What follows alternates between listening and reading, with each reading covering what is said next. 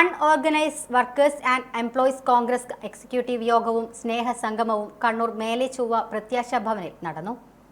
മുതിർന്ന കോൺഗ്രസ് നേതാവും മുൻ എംഎൽഎയുമായ പ്രൊഫസർ എ.ഡി. മുസ്തഫ ഉദ്ഘാടനം നിർവഹിച്ചു. അസംഘടിതരായ തൊഴിലാളികളെ സംഘടിപ്പിക്കുക എന്ന് പറയുന്നത്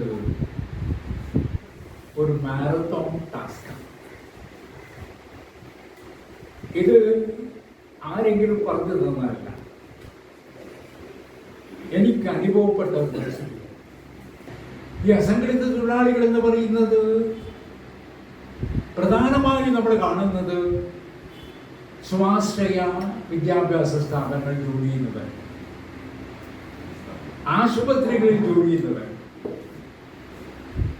വഴിയോര കച്ചവടക്കാർ, ഇവരൊക്കെ ധാരാളം പ്രയാസങ്ങൾ അനുഭവിക്കുന്നത്.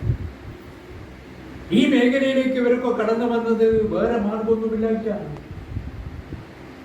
ജീവിക്കണ്ടേ, ജനിച്ചു പോയാൽ ജീവിക്കണം. ജീവിക്കണമെങ്കിൽ എന്തെങ്കിലും ഒരു തൊഴിൽ വേണം. മാന്യമായ തൊഴിൽ അതിൻ്റെ ഭാഗമായിക്കൊണ്ടാണ് ഈ രംഗത്ത് നടക്കുന്നത്. പക്ഷെ അവർക്ക് ശബ്ദിക്കാൻ പറ്റില്ല. കാരണം ശബ്ദിക്കാൻ പറ്റുകയാണെങ്കിൽ ആ സ്ഥാപനത്തിൻ്റെ മാനേജർ മിനിറ്റ് വെച്ച് കൊടുക്കാം.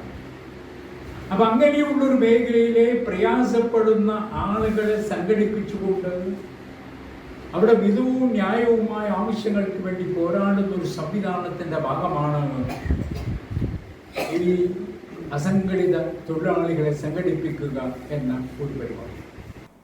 ജില്ലാ പ്രസിഡന്റ് നൌഷാദ് ബ്ലാത്തൂർ ഉദ്ഘാടന ചടങ്ങിൽ അധ്യക്ഷത വഹിച്ചു. Kannur corporation standing committee chairman Suresh Babu Elayavoor ചടങ്ങിൽ മുഖ്യ പ്രഭാഷണം നടത്തി.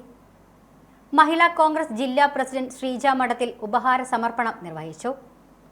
Doctor Rajesh Nambiar, NR. മായൻ, സതി വിൽസൺ, ഷമേജ് പെർലശ്ശേരി, എൻ.വി. നാരായണൻ, ഓമന മോഹൻദാസ്, ജി. ബാബു തുടങ്ങിയവർ സംസാരിച്ചു.